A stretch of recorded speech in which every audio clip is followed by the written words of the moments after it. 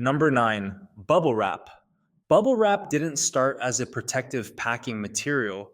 It was actually supposed to be home decor, specifically a textured three-dimensional wallpaper. It was invented in 1957 by engineer Alfred Fielding and chemist Mark Chavan, sealing two shower curtains together, creating these perfect little air bubbles trapped between layers of plastic. They imagined living rooms across America covered in this stuff, elegant, modern, stylistically hip, except nobody wanted it. The wallpaper idea completely flopped. So they pivoted and pivoted again. Over 400 different use cases, insulation for greenhouses, protective covering for cars, none of it worked. Then in 1960, IBM had a problem. They needed to ship their new 1401 computer safely, and the existing method was literally stuffing boxes with balled up newspaper. IBM tried the bubble wrap and it worked perfectly.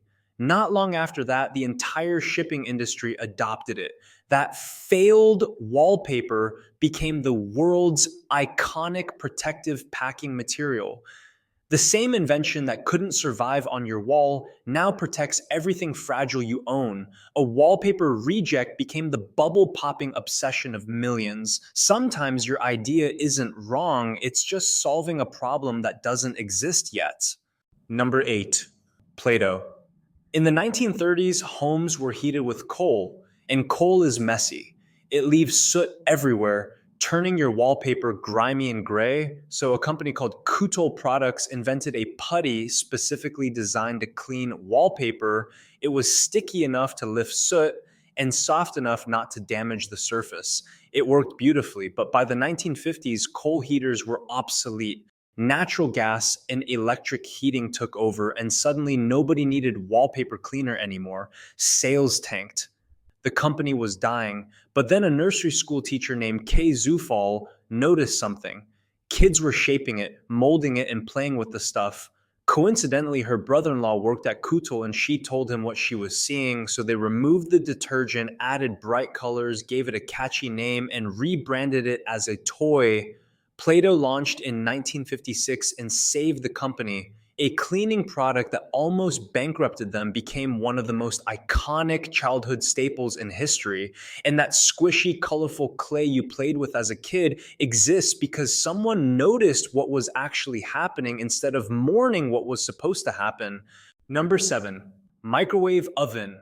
Percy Spencer was an electrical engineer working on radar technology. One day in 1945, he's standing near an active magnetron and he notices something weird. The chocolate bar in his pocket is melting, not from body heat, but from the radar waves. Most people would have just been annoyed about the ruined chocolate. But Spencer got curious. He tried popcorn kernels next. They popped. He tried an egg. It exploded all over his face. And instead of cleaning egg off his lab coat and moving on, he realized he'd stumbled onto something massive. Radar technology could cook food extremely fast.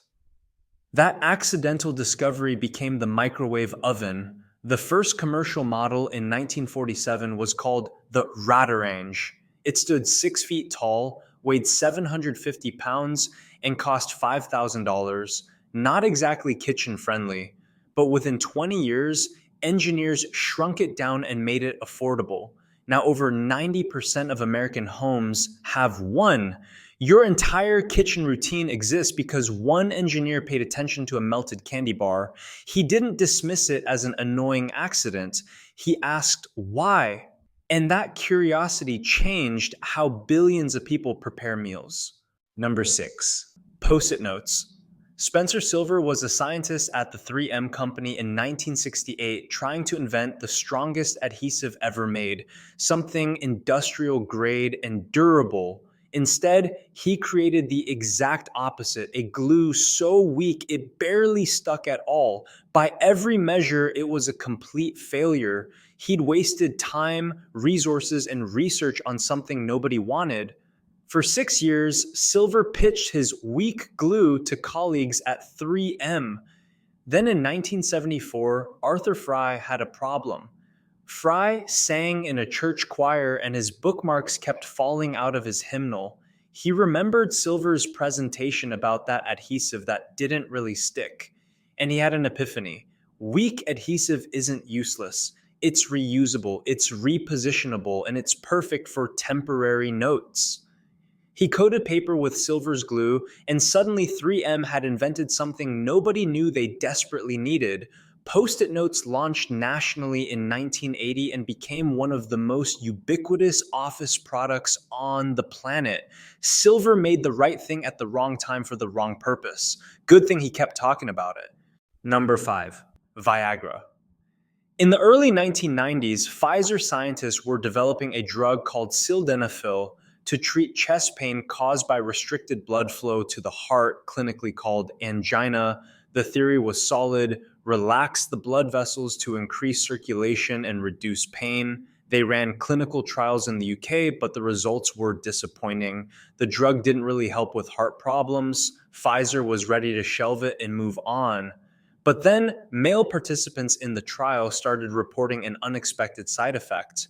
And instead of ignoring it or being embarrassed, the scientists leaned in. They followed the data. They reimagined the entire purpose of the drug. Sildenafil became Viagra, one of the most successful pharmaceutical products in history. It didn't cure what it was meant to cure, but it solved a different problem millions of people had. If those scientists had been rigid about their original goal and dismissed the side effect as irrelevant, one of the most successful pharmaceutical products in history would have been thrown away. Number 4, cornflakes. In 1894, John and Will Kellogg were running a sanitarium in Michigan. The patients were wealthy people seeking health treatments, and the Kellogg brothers were obsessed with developing bland, healthy foods. One day they were working with boiled wheat dough and got called away to deal with something else. The dough sat out overnight, drying and going stale. When they came back, they tried to salvage it by rolling it out, but instead of forming a smooth sheet, it broke into flakes. Most people would have tossed it and started over, but the Kellogg's baked the flakes anyway, served them to patients, and people loved them. Will Kellogg saw the commercial potential, but John didn't. They fought about it for years. Eventually, Will left the sanitarium, started his own company, and created cornflakes in 1906. The cereal empire was born. Breakfast, as you know it, exists because two brothers accidentally left dough out too long and decided to see what would happen instead of throwing away a mistake. Number 3, superglue. In 1942, Dr. Harry Coover was trying to create clear plastic gun sights for the military during World War II. He synthesized a substance called cyanoacrylate, but it was an absolute disaster. It stuck to everything. It ruined equipment, so he abandoned it completely and moved on. Fast forward 9 years, Coover was working at Eastman Kodak on a completely different project, and he remembers that useless compound, and suddenly he has a realization: what if too sticky is exactly what people need, not for optics or gun sights, but for everyday emergencies? From that simple change in thought, superglue was born, and since being launched in 1958, it quickly became a household essential. Number 2, saccharin. Konstantin Fahlberg was a chemist in 1879 working with coal tar derivatives at Johns Hopkins University. Nasty industrial chemicals, the kind of stuff you definitely don't want near your mouth. After a long day in the lab, he went home and sat down for dinner, and when he bit into his bread, it tasted inexplicably sweet. He looked at his hands and realized he hadn't washed them properly after work. Some chemical residue from the lab was still on his fingers, and it had contaminated his food. Most people would have panicked about lab safety and thrown out the contaminated dinner, but Fahlberg went back to the lab, tasted different compounds until he figured out which one it was. That accidental dinner contamination became saccharin, the world's first artificial sweetener.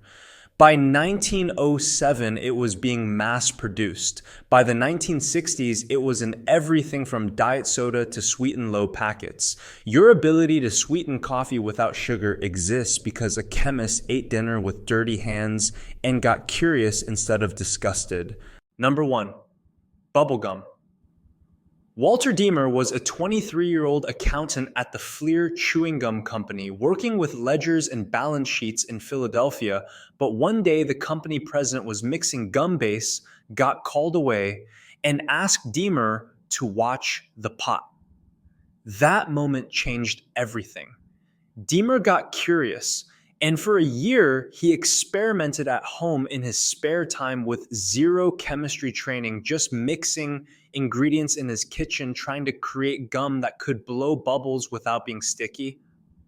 Then in August 1928, Deemer walked into the office with a 5-pound batch he'd made at home. He popped a piece in his mouth and blew a bubble larger than anyone had ever seen. After 22 years of professional chemists at Fleer failing to create bubble gum, an accountant with no training had cracked it by accident. The gum was originally gray, but the only food coloring available in sufficient quantity was pink. That's why bubblegum is pink, and it remains the industry standard today. The owners of Fleer called it Double Bubble, wrapped it in leftover taffy paper, and took it to a candy store after Christmas. It sold out in an afternoon, and first-year sales hit $1.5 million. Today, the global chewing gum market is worth over $30 billion annually, and it only exists because an accountant got curious, experimented at home for a year, and happened to have pink food coloring available when he needed it. Thanks for watching. Like and subscribe to see more.